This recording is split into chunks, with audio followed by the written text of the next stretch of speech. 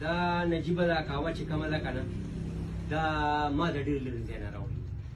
دا زه څه وخت کې مسافر وم تللی په مسافره باندې برازیل ته دا د برازیل قهوه ده خو دې کې دا خوبۍ ده چې دا دې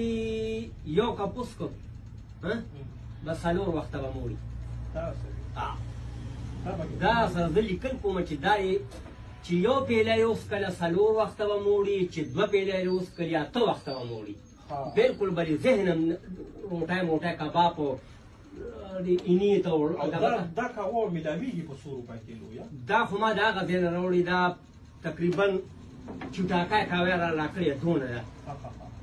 دا رالمه به چې ما دا 2.5-3 کاله تکلیف کې چې څونه مزدوري مې وکړه به دا قهوه مې خالي کور ته راوړله